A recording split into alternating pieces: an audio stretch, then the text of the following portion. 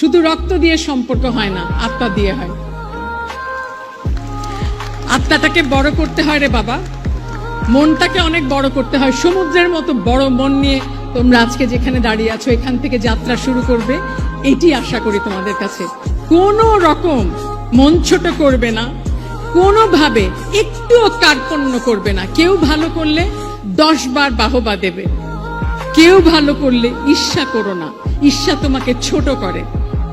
এবং আরেকটি জিনিস মনে রেখো, আমাদের জীবনে আমরা এমন একটা জায়গায় এসে পৌঁছেছি যেখানে আমরা শুধু কিন্তু তির্যক সমালোচনায় মেতে থাকি। সমালোচনাটাকে গঠনমূলক করো, যেন আজকে দাঁড়িয়ে সমালোচনা যেটা করছো, যাকে সমালোচনা করছো তাকে গিয়ে পর মুহূর্তে জড়িয়ে ধরে বলতে পারবে যে ভাই আমি তোমার ভালো চেয়েছি বলে তোমার জন্য সমালোচনাটা করলাম। বিরুদ্ধ বা বিরুদ্ধচারণ, বিপক্ষ বা বিরুদ্ধাচারণের কোনো জায়গা নেই আমাদের জীবনে, কখনো না। একসাথে দাঁড়িয়ে একজন আরেকজনের বিপক্ষে কথা বলো, কিন্তু পক্ষাপক্ষী করো না। যখনই কথা বলবে তখনই আমরা বলার অভ্যেসটা করো ভাই।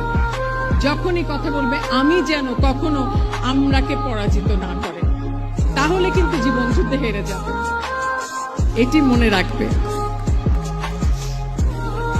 আর সবসময় আরেকটি জিনিস মনে রাখো, this is actually called a Dunning Kruger effect.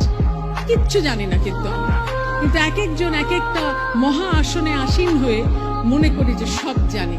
এই সব জানা, সব বোঝার রাজত্ব থেকে নিজেদেরকে পরিত্রাণ দাও, একদম সামলে রাখো।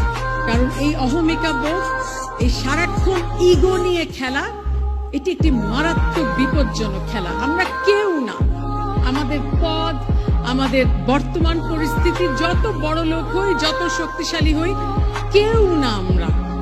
আমাদেরকে কোনটা সংজ্ঞায়িত করে জানো?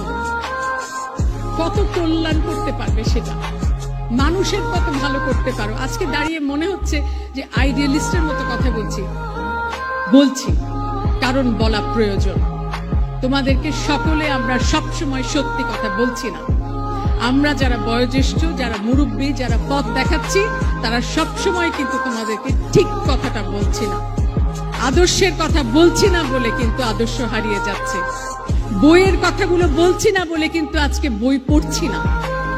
এই জায়গাটিতে কোনো কম্প্রোমাইজ নেই। যত পারো বই পড়বে, প্রত্যেক দিন পড়বে। আমি এই বুড়ো বয়সে এসে প্রথম 1 ঘন্টা চট করে শুধুমাত্র এই যন্ত্রটিতে থাকি, যেটিও খুব খারাপ, কিন্তু চট করে পড়ার চেষ্টা করি কোথায় কি হচ্ছে। কিন্তু যত কাগজে পড়ি না কেন, শেষ পর্যন্ত আমার শেষটি কিন্তু নিউ ইয়র্কার।